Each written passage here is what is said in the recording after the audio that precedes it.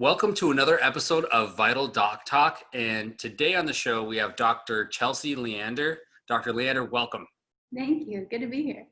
Awesome. Pleasure having you on. So why don't we start with that fun warm-up, easy question I like to say. Tell us more about, your background, story, and maybe even vision of the future. Sure. So I actually got into naturopathic medicine by accident. I was a nutrition undergrad at Auburn, Alabama, and I figured out that there was malnourishment all around the world, and I couldn't believe that, like in our day and age, that people were still dying from starvation. So long story short, I ended up going to Nepal, falling in love with a village over there, and realized I could do nothing with my nutrition degree, and what the people needed was a doctor. But what does a doctor look like in a third world country where there's not x-ray machines or pharmaceuticals available around the corner? And I did a bunch of research and ended up finding out about naturopathic medicine. So I actually went into naturopathic medicine with the intentions to be a full-time village doc, basically, because you can use your hands, you can use water, you can use the local herbs and nutritional advice.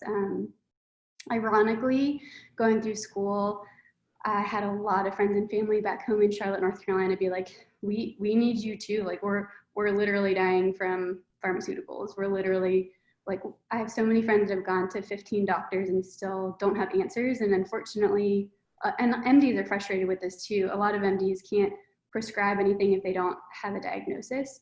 So right now, I do have a practice here in Charlotte, North Carolina, and I have already been to Nepal once, practiced as a doctor there, and I'm hoping to bounce back and forth. I'm figuring out what that looks like. Awesome. And that's really interesting.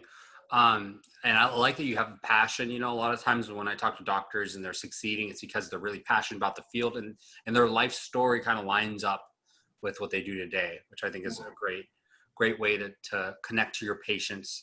And speaking of connecting to patients, so why don't you tell us more on the growth side of your practice? What's worked, what hasn't worked, right? What was fun and painful? I'm a baby doc, so I'll let you know that. I'm still figuring that out. I graduated last July, and I actually just started my practice, like fully opened it up to Charlotte in March. So I'm like in the very beginnings of learning it, but I am at 6 patients a week average, which is pretty good for a starting ND. 6 new patients or existing? Just in general. So like some new, some existing. Okay. I would say, so I'm pinching pennies, which means I'm not spending a ton of money on marketing. A lot of my patients are from word of mouth, and I use Instagram. I would say the majority of my patients have found me through Instagram and word of mouth. Yeah. And I think that was one of the topics we're going to talk about today, because and this is one of the reasons, guys, normally when people come on the show and they're like, oh, I don't have any experience, I'm normally like, yuck, get off, right? Or whatever, right? We'll give you a year, we'll come back. But what makes Dr. Leander the special exception is that she actually used Instagram and successfully got clients from that methodology. And that's what we'll be diving into today, because I know a lot of you older doctors, probably would hate to be on Instagram or even TikTok. It's like a nightmare. So that's why it's good to have a diverse age range and experience. So Dr. Leander, let's go into Instagram and your background, right? Were you always involved in it? And did you just naturally switch, or is it something you had to make an effort to do? What's the story there? Yeah, that's a good question. No, I fought it. I did not want to get an Instagram for a long time. I ended up actually getting an Instagram while I was in medical school, because I found it to be such a creative, fun outlet. Instead of like packing information in my brain, it was one of those things where I could use another side of my brain and just enjoy being creative. And I know a lot of people tell you, like, when you become a professional, you should have 2 different accounts. So one should be your personal account and one should be your doctor account. But I don't know, I want to keep things simple. That's a goal of mine, and I want to do that from the beginning. So I'm meshing mine. Like, mine is my personal and my doctor's account. So I have a lot of friends that are following me, and now I have, patients and other random people following me, and I'm proud of it. Like, I don't overshare. I've never been an oversharer. So here's something that we can really dive in on that I think is a great point. Meshing your personal life and your private life and your practice life, right? My personal belief is, and I know I'm the one wearing the collar here, right? And I'm wearing a t-shirt in other episodes. I forgot my bow tie. Yeah, I'm trying to step it off. Yeah, exactly. Next time I'll wear a bow tie.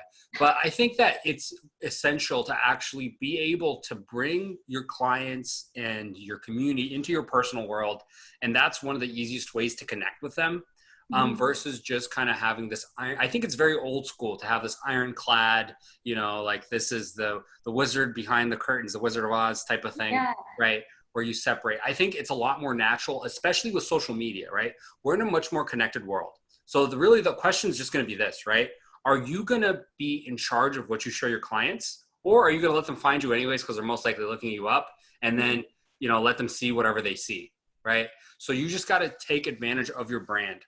And it sounds like Dr. Leander has naturally already done that. And I think that's the right move. So tell us, I guess, the transition, right? Because whenever somebody creates, let's say a doctor out there, they're going to have a profile, they have friends on there, but now they want to get more clients, et cetera. How did you transition in that process? And how are you looking at getting more followers and likes, et cetera? Yeah. So I started my Instagram account when I was in medical school, and mostly it was like, I put some medical things in there. It's basically been my journey through medical school. So it's been kind of a natural transition. However, when I was in medical school, I wasn't allowed to post things like, this can help you, this will help treat this, because there's a lot of regulations around that when you're not licensed yet. So I've actually found a lot of freedom now that I'm a licensed practitioner to be able to post what I want, still being really careful. You can't use certain terminologies of I can treat cancer. I'm not going to make claims on there. So I put a lot of disclaimers on everything that I write about. But for me, it's just been a natural transition. I haven't gone from party girl to doctor. So I haven't had to clean out my Instagram, which has been really nice. And I promote myself, if you look at my profile, it says a fun loving human trying to bridge the gap between conventional and alternative medicine. So I think my entire Instagram shows that I'm a fun loving human. And now it's just more so on the bridging the gap side of things. I like that. So you've definitely right there in that category, you stepped it up because now you're bridging the gap in your Instagram, and then also you live that, so you can mesh, right? So I guess a tip for doctors listening out there is think about you and how does your personal life bridge your professional life, and that's I guess where you can live on social media, that bridge. And obviously I find that to be really fun because I know as a naturopathic doctor, I want to live that lifestyle. I want to be that example for all of my patients and my friends. And so it's really fun because literally day to day, I just capture my life and I'm well, this is kind of nice to post of here's my meal prep. That's what this looks like. And I have a reason, a purpose behind it because I am a naturopathic doctor and people follow me for that reason. That's awesome. Yeah, so that falls in line, right? And it might also be a question of platform, right? Maybe sometimes Instagram is not the thing, so you guys should think about it. But I think you guys should all have a good base on each platform and then focus on what makes sense for you. So going back to Instagram, Dr. Leander, do you have a strategy for getting more followers? Are you focused on hashtags? What's your growth strategy? That's a great question. So I've had so many people reach out to me to be you can buy this program and we'll get you all these followers.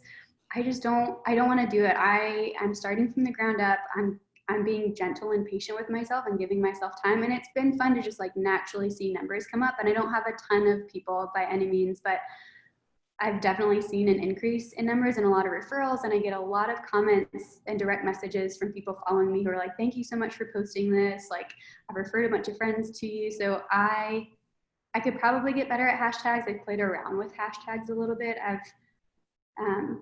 But to be honest, I'm a referral-based doc, through and through. Okay. And that's awesome. And honesty is our number one policy of the show. So that's a good route you took there. Tell us more about you posting and engagement increase. Have you seen it just naturally go up one or two? And what was it like getting your first patient from Instagram? Tell us that process. That was fun. I think things really started going up for me when I did a Women's Health Week. So I did one post, an actual post on my profile saying that this week we're going to talk about women's health. And then my stories that whole week were all about women's health. So everything from what does a natural period and a healthy period look like to infertility. And I was surprised how much feedback I got because I guess at this point that information is kind of just secondhand knowledge. It's pretty easy for me to just spout out, but so many people ended up getting in contact with me being hey, can you what do you think is happening with my period? And my response is I can't technically give you any treatment advice on Instagram for HIPAA compliant reasons, but schedule a free meet and greet with me. We'll chat about if we can work together. And then from there, if we want to work together, we can. And every single person that I've had a 15-minute meet and greet from Instagram has become a patient. Wow. And that was the first time. Did it hit you like after that patient, like, wow, this is actually working. I've got to triple down on Instagram, or what was your thought process then? Yeah, I think it was like after my Women's Week, I was like, well, I guess this is my main advertising platform. And it's also, I love teaching. It's a platform to teach as a doctor, which is one of our main, pillars is doctor as teacher. So it just works for me, and I I love like that. it. It's Yeah. very natural, right? And so guys, whatever marketing channels you're using, whether it's Instagram, SEO, whatever, right? What Dr. Leander is probably going to be doing next after she ramps this up is look at her customer acquisition costs, right? So how much time, so the way you do this formula is you go into how much does it actually cost to produce this piece of content or pay for this ad, right? Plus my time to actually do that free consultation, because your time is worth something. You add those together, and now you've got your customer acquisition cost per post, right? And you average this out. Let's say you did 100 posts, you got 50 clients, and this obviously is ideal for math's sake, right? That's a client every 2 posts. And then you add your time in, and that's how you break it out and look at scaling. So I really like this, that the newer generation of doctors out there, I guess I'm part of it, but basically they're using, and I'm not a doctor though, but they're using Instagram and social media and actually getting scale with it. So that's great. Dr. Leander, obviously, you started in March, so that was around the coronavirus period. How have challenges impacted you, with that disease, et cetera, and how are you getting out of it?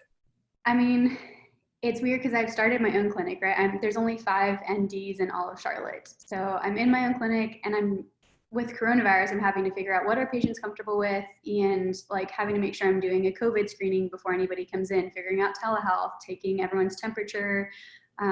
When do they wear masks? Because I do a hands-on therapy. So when their face is down in the massage cradle, like, do they need to wear a mask? I guess it's strange going from school to all of a sudden I'm my own boss and I make all of the shots and all of the calls, and that can dramatically affect people's lives.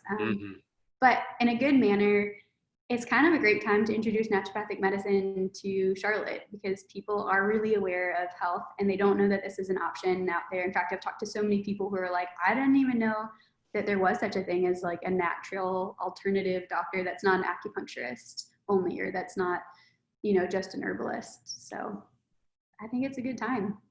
I like that, right? And to take a step back and I guess give my 2 cents there. So it looks like what Dr. Leander is talking about is look at what your practice does, doctors, right? And then see where does it fall in line to battling coronavirus. And so instead of trying to fight against it, try to go with it and see where in social media or in the industry can you actually serve your purpose. And even, we had another doctor on recently. It could be something as simple as thinking about, oh, well, other doctors right now, they're stuck at home. So it's a great time to network. So when we get out, that's more referrals for me, right? Like for me, we started the coronavirus. I'm not calling it the coronavirus podcast, but we started this podcast during COVID because I knew doctors are freer now. Yeah, so true. It's like a perfect. Yeah. Yeah, I have actually, it's been good for me because I wasn't really planning on starting my clinic up until August. And so I've really had a ton of time here to pour into things like Instagram. And actually when I first got back and like just opened my clinic, my first 2 weeks here was just informing Charlotte about coronavirus and the new facts that were coming out and what you should do to like protect yourself. And that was also another pretty big following that I wasn't expecting, getting a lot of messages of people being like, thank you so much. Like, I'm tired of watching the news. It like scares me to death. So I kind of just go to your account to get what like the need to know information, and thanks for that. That's awesome. So Dr. Leander, basically, besides coronavirus, right, and since you started in it, now what you're able to do is you're able to spend the time that you thought you wouldn't have, et cetera, on these other experimental sources. I like to say write a book. But besides that, what would be your one general tip or takeaway for doctors if they're trying to get on social media more, maybe especially on Instagram? Yeah, I would say stop using stock photos and start being more personable. So I don't use stock. I use stock photos for my stories, but when it comes to my general posts, I just do photos of myself. And I learned that from a really good friend of mine who is in LA making it big as an actress. She was like, people want to see people. You know, we don't want to see like a picture of an apple and then like facts about it. You can find that on Google.